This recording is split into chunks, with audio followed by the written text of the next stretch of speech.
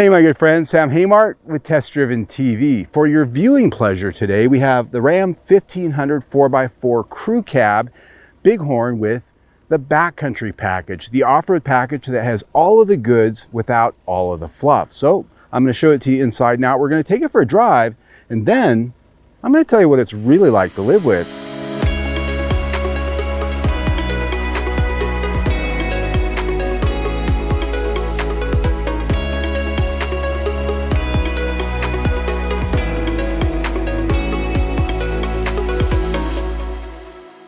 All right, my friends, before we get out in the test drive, I always like to do a little bit of a walk around and tell you what we're looking at. And this is a 2022 model. As of right this minute, the 23s are rolling out there, and they're pretty much the same, but for a few little package changes and tweaks. Here we have a Bighorn 4x4 Crew Cab, and it has the Backcountry package, in addition to quite a few other upgrade packages and standalone options. So as tested, we're pricing out here at $63,000. But if you just go with the Bighorn, which is on the lower end of the trim scale, you can get this quite a bit less just with the off-road package. And so really what this offers you in terms of off-roading is a lot of the functionality and hardware that you're going to get on the Rebel. I like to call it Rebel Lite, and it's about $5 to $6 grand cheaper across the board depending on how you option it. Basically what you're getting here is the hardware and the off-road capabilities of the Rebel without all the visual fluff and the interior treatments. So if you want something a little bit more bare bones based on the Bighorn, you got it right here. And so there are some visual upgrades. Looking at the front, this has a body color unique grille treatment. It's got LED headlights, fog lights down on the lower bumper. As you can see, we have the two-tone paint treatment, which is part of this package. You can get that in a number of different color combinations. Coming down the side here, this has got some nice running boards on it, nice and grippy so my boots don't slip on them. And looking at the wheels, this has 18-inch black satin alloys, Falcon Wild Peak white letter tires, some nice all-terrains, and these have some nice bite out here in the dirt, which we'll get to here just in a moment. But part of this package is a raised ride height, a little bit of a lift, and if you get the coil sprung version, it's fixed. If you get the air suspension, which this has optioned on it, that is variable. It goes up and down from a lower aero setting for high speed on the freeway to all the way up where you see it right now for off-roading at slower speeds, and that's completely set from inside. You've got a switch in there, you can raise and lower it. But as you can see looking underneath, this has a full battery of skid plates for off-roading, front, middle, and further back. It's a good suspension. It's very similar, if not identical, to what you're going to get on the Rebel. Looking at the rear suspension, you can see it's got a multi-link floating solid axle, not leaf springs. That gives us a lot more articulation off-road. Normally this would be coil sprung, but here the air suspension, as you can see, that does give this thing quite a bit of a better ride in my opinion. And we'll get to that here in just a minute when we go for a drive. Looking at the rear, this does have quite a few upgrades. It's got the folding tonneau cover on top of the cargo box. This does have the shorter cargo box on it. And inside, it has the full cleat and rail system as well as the spray and bed liner, part of the packaging here. And looking down at the bumper, big dual exhaust tips. That's the most important thing on any truck, right? Big dual exhaust tips. It's got the look. You don't have to go aftermarket to finish that out. While this interior does have quite a few upgrades with some of the packages and standalone options that come with the Backcountry package, what you're looking at here is pretty close to the basic Bighorn trim grade. And that's what I like about it. I like the Rebel that has a lot more in the way of interior trim, but here we have some very nicely done cloth seats with a combination of vinyl, soft trims on the dash, and over here above the instrument panel, and a nicely stitched center console lid. The finishes in here are of a good quality. On the door panels and on the dash, you can see a nicely finished plastic with some gray cloth. And looking around, it's mostly black plastic. There are some hard plastics here and there, but there are soft trims where it matters, where your arms lay and where you're going to be touching. The instrument cluster in this is the very well done partly analog and partly digital instrument cluster that we see in a lot of the mid to high line Rams. The graphics are great. You can customize that almost any way you want. The steering wheel has buttons on the back of it for the infotainment system, buttons on the front for a lot of the controls, and even for the shifting here on the steering wheel. As you can see looking at the center stack, this has the large portrait style infotainment system. Just to the lower left of the center stack is the twist style gear selector, not my favorite, and the controls for the axle lock, the auto start stop system, and the four-wheel drive system are located right there as well. At the bottom of the infotainment system, you can see a lot of the other buttons for the trailer towing program switches, the air suspension, and the trailer brakes. Down in the center console, I really like this center console, the way it's designed, and partially because of the fact that we have this dial shifter here, they've got the room to let you slide this entire bottom piece away and get to some lower storage down on the bottom, or you can adjust that anywhere you want it. And it's got cup holders and another bin here, along with lots of ports, USB, both types, an auxiliary port, and of course 12-volt sources. There's also a 12-volt source up here at the top of the dash, perfect location for cameras or radar detectors, whatever you might be mounting up high on the windshield. Inside here, we're still looking at that nice big deep storage bin down there, and that's actually all one bit from front to rear, a lot of storage. But if that weren't enough, in the lid, there's also a smaller storage area for small things. I think this is just really well done. I like it quite a bit. And there's also storage down here on the side of the center console for maps and such. One of the features that came here as part of this backcountry package that I really like are these heavy-duty rubber all-weather floor mats. I have these in my own Ford pickup truck. I just think these are the best thing to have in a truck, especially if you're jumping in and out of it in dirty environments like where we're at today. I think these are great. These seats are very comfortable. This cloth, nice, sturdy, good-looking cloth, also feels good and it wears well in the heat here in Arizona. It was well over 100 degrees this week and I didn't sweat in these at all. Adjusting these seats, they're exceptionally comfortable. Some of the most comfortable truck seats that I sat in a while, I gotta tell you. I'm happy here. The rear seat of the Ram 1500 crew cab doesn't suck. It's a pretty roomy place, as you can see. I've got plenty of space. These seats are set for my height, about 5'9" with my boots on, and as you can see for reference, plenty of space to move about back here. Even with my cowboy hat on, I've got about 3 inches above for headroom. And the only thing I would complain about is it feels like this seat's a little bit in the low position and it's pretty flat. You can see here if I sit like this, my knees are perched up just a little bit, but it's not uncomfortable. I would say that they could be a little bit more supportive side to side, but it's a truck, right? Looking at the back of the center console, there are some pretty good amenities here. There are big vents back here, which I'm absolutely loving right this minute. It's 107 degrees outside, and there are power ports, both types of USB ports, as well as a 115-volt AC outlet for plugging in and charging things. A lot of good stuff back here, in addition to this big rubber all-weather floor mat that I like. This seat, the bottom does fold up, allowing you to put big, huge things in here. If you go to the big box store and get a new 50-inch TV, or just going camping or tools, whatever that might be that you want to keep locked up. Center has a nice fold-down armrest with cup holders. Basically, this back seat for a full-size truck, it checks all the boxes. So this interior I'm very pleased with, quite obviously. I think it's one of the best interiors in the full-size truck business. Toyota with the new Tundra does very well, but this is right up there with that. Certainly better than Ford and certainly better than General Motors, even with their most latest updates. It's just a great combination of design, versatility, and a good combination of fit and finish and material quality from the very bottom of the trim grades all the way up to the top. Well done, Ram. This interior gets 5 out of 5 stars. The infotainment system here is the optional package, top of the line, 12.6-inch portrait style screen. I love this. I think Ram did a really good job in designing this for a number of reasons. This has hard controls on both sides, buttons on the side to use for your most important things. So if you happen to have it like right now, I've got it on the radio and the media, I can still get to the hard controls for the HVAC system. I don't have to page menus. They're very smart in the way they did that. If I want the menu for that, I can do that. It's right there.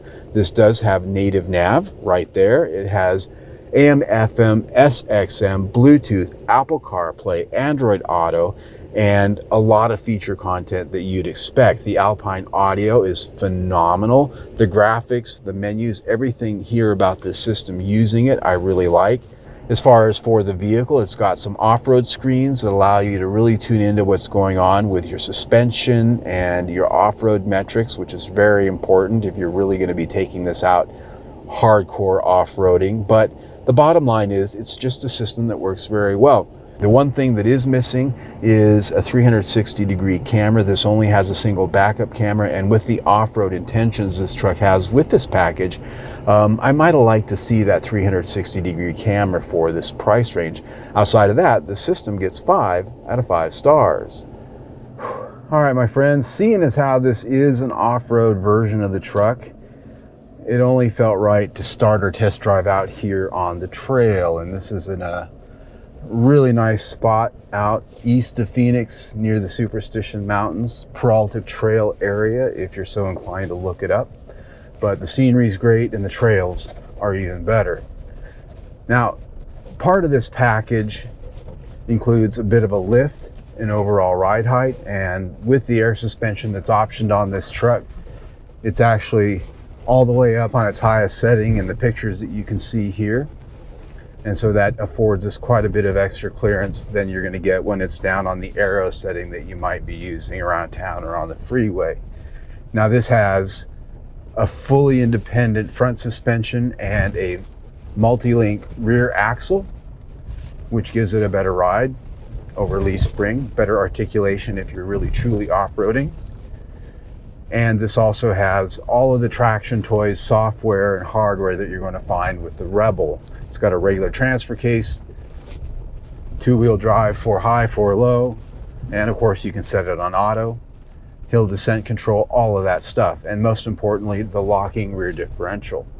As far as how this rides and drives out here, the air suspension is my favorite with Ram because it gives a nice compliant ride out here in the rough. If you have it all the way at the highest setting, it does get a little bit harsh, and that's because when those wheels drop, you tend to hit the limits a little quicker than you do when the truck's sitting a little bit lower, but you do have that ground clearance available to you. It's got a nice solid rock and roll feel out here, and the truck itself feels solid going over a lot of these bumps and ruts. As far as traction going over rocks and really getting into some heavy duty stuff, trust me when I tell you that it's got all of the same stuff that the Rebel has under it that gives you that capability.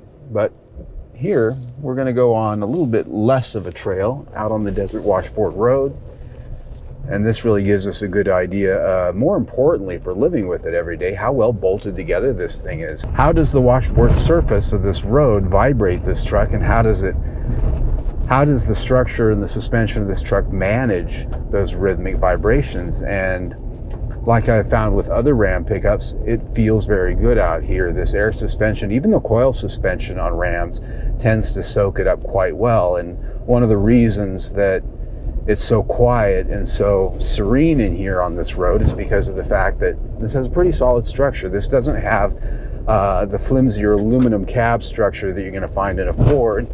And General Motors pickups, in my experience, tend to have a rougher suspension, and even though the cab might be stronger, they tend to still feel like they're really jittering you around quite a bit. And this is a truck that just really sort of sails over a lot of this surface irregularity with a lot more grace. And the ride's just better, frankly. But most people are going to be finding themselves spending 90% of their time plus on the pavement. On the pavement, this is a vehicle that I have found to have, very much like off-road, a very solid and stable chassis. And around town on the highway, cattle guard. This is a vehicle that's every bit as comfortable as any full-size truck that you can get out there. 70 miles an hour on the freeway. The sound test that I do, this had a 57.6 decibel noise level, which is actually on the lower end. It's actually lower than some cars and sedans that I've tested. The average tends to be right in the low 60s. So anything below 60 is actually pretty quiet. And we're out here on my favorite back road right now, and this is a noisy pavement. And really the loudest noise I can hear right now is wind noise, and that's about the same on the freeway. As far as how this feels at speed, it has a lot less jittery of a ride than you might find with a General Motors truck, and it has a more solid feeling chassis than you might find with the Ford. And the suspension and the overall tuning of this just tends to be such that it feels like a solid brick of heaviness going down the road. The steering has a nice good feel as far as its weighting, and handling, even with these off-road tires, is pretty sure-footed. Around town, over speed bumps, potholes, railroad tracks, especially with this rear suspension being not leaf springs, it just has a pretty refined feel. So I really don't have very much negative to say about this chassis. It is, quite honestly, the best of all the full-size trucks out there when it comes to ride, drive, and handling. This chassis gets, cattle guard, this chassis gets 5 out of 5 stars. Now, what's under the hood? This has the optional 5.7 liter Hemi V8, and this one is the one more up option of the one with the e-torque mild hybrid system. And basically what that is a big belt-driven motor generator strapped on top of the engine with 48 volts that starts the engine. It charges the battery, it charges a special hybrid battery, and it adds extra power. This engine has 395 horsepower, 410 pound-feet of torque, and this e-torque system gives an extra 130 pounds of launch torque. So the question I always like to ask is, how does it go? Sure has a nice sound. And 60. Sounds like a Hemi. Woof. So the power is pretty decent. I will be honest and tell you though that I've driven a lot of Ram pickups out here, and 5.7 with or without the e-torque system, power level, you really can't tell the difference. I can't, at least not by the seat of my pants. But it works very well in terms of driving out in the open. It's got this 8-speed automatic transmission that, as you can see, snaps off the shifts. It gives you downshifts when you want them, and you get that power burst. So it all works very well. It always has. The question just becomes for me as I test this week, is this optional e-torque system worth the extra money? This is rated at 17 city, 23 highway, and 19 MPG combined. And quite honestly, in my week with this, I've only averaged 14 MPG combined. Now, that's just my experience, but when I see numbers like that, I just kind of go, why not just skip this whole hybrid business and just have a regular V8 for this kind of money? Because it really just isn't that much different than numbers I have seen previously with Ram V8s. So while some people out there might be getting better fuel economy themselves, in comparison to my other tests with this driving pretty much the same in the same weather, I just didn't see it. It still is a very nicely put together powertrain though, lots of power, and it's very livable every day. This powertrain gets 4 out of 5 stars. Hey my friends, before we get to the last part of the video where I talk about value and final score and things like that, I wanted to take a real quick minute and talk to you about this hat that I'm wearing here. If you've watched my videos since I opened my channel almost 10 years ago, you might recognize this hat. It's my very nice felt Stetson. And it's something that if you watch my earliest videos, I used to wear it in all of my videos. Over time, I eventually sort of let go of the hat, and I reserve it for trucks and things like that, where it's sort of context appropriate out here in the desert with a pickup truck. I can wear my boots and my hat, and it's comfortable for me. It's my home. It's where I enjoy. But I wanted to share a quick story about what you're looking at right here on the band. You can see right here what looks like sort of a rainbow pride thing, but what it is actually is a handmade band with horsehair, and then it's hand beaded. And it was made by a friend of mine. His name is Victor Gage. He was a Native American actor, most famous by his work with Walker, Texas Ranger. He was a Native American character in that long-running series. And he's somebody who, when I first started doing my YouTube channel, I reached out to him. He was a friend of mine. And he gave me a lot of pointers and a lot of coaching on how to talk to a camera, because I didn't know how to do it at first, how to talk to a camera naturally. And so he was a good friend and mentor early on. And when I got to my 1-year mark with my channel, he said, you know, I really love the hat you've got there, but that cheap band on it, that has got to go. It's got to go. He didn't like it. So he actually took the time to make this band for my hat with hair from his horse's tail, and he hand beaded it. It was a lot of work, and it was just a very special gift. I'm sharing this because The hat is something that shows up in videos sometimes, and so it's more than just a prop to me. But more importantly than that, he did just pass away in the last month. He had a long battle with cancer, and even though he just beat the cancer, he got COVID right at the tail end of all of that chemo and those treatments, and he just wasn't strong enough to beat the COVID. Life's ironies. But I just wanted to put a shout out to Victor Gage. He was a great actor and to me a great friend. And so when you see me wear this hat, now you know the rest of the story. I got to tell you, my friends, I really like this backcountry off-road package. It offers all of the functionality you're going to get with the Rebel, which costs quite a bit more, about $5 to $6 grand at least. And you don't have to get all of the extras that come with that. Now, don't get me wrong, I like the Rebel. It's one of my favorite trim grades on the Ram. But if you want something a little bit more bare bones, but with the same off-road functionality, this is your truck. And optioning this air suspension, in my opinion, really an important piece of the pie, especially if you're going to be doing off-roading or towing a trailer where you can really use a lot of what it can give you. So that said, 63 grand and some change. Now that is a lot of money, but in the full-size truck market, that's not that much anymore. You can spend 75, 80 quite easily. And so we're really in the middle of the range, okay? Now, in fairness, this does have a lot of options on it. It has extra packages, a lot of extra things that you don't need. If you really want that bare bones truck with the off-road package, you can still get this down quite a bit further.